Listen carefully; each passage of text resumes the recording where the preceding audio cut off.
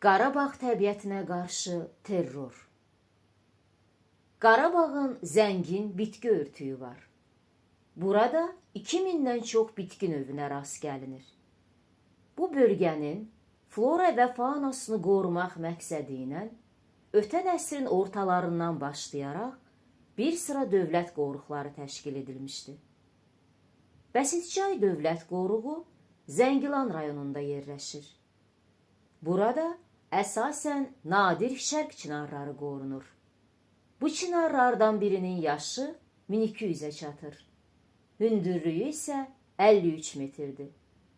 Onun gövdəsindən əmələ gələn 200-ə yaxın pöhrə də nəhəng ağaclara bənzəyir.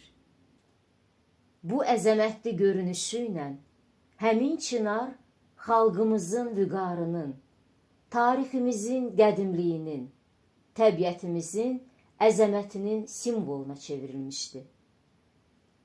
Laçın, Şuşa və Xocalı ərazisində də qoruqlar yaradılmışdı. Hacısamlı meşəsində qırmızı palıd ağacları, Topxana meşəsində fıstıq, qara ağac, saqqız ağacı, vələs, Qarabağ dağ laləsi, xarı bülbül və sair bitkilər qorunur.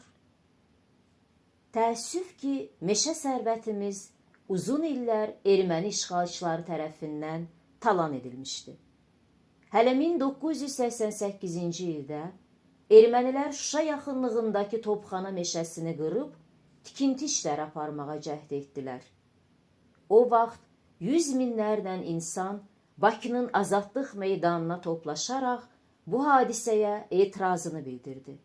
Etirazlar get-gedə böyüyərək Sovet hakimiyyətinə qarşı Milli Azadlıq hərəkatına çevrildi və Azərbaycan xalqı dövlət müstəqilliyini bərpa etdi.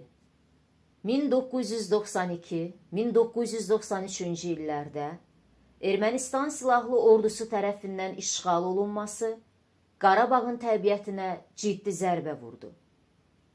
Azərbaycanın 261 min hektar meşə sahəsi məhv edilmiş, torpaq örtüyü və su hövzələri zəhərli maddələrlə çirkləndirilmişdi. Nəticədə həmin ərazilərdə heyvan və quşların, çay balıqlarının sayı kəskin azalmışdı. 2020-ci ildə rəşadətli Azərbaycan ordusu Qarabağı azadlığına qovuşdurdu.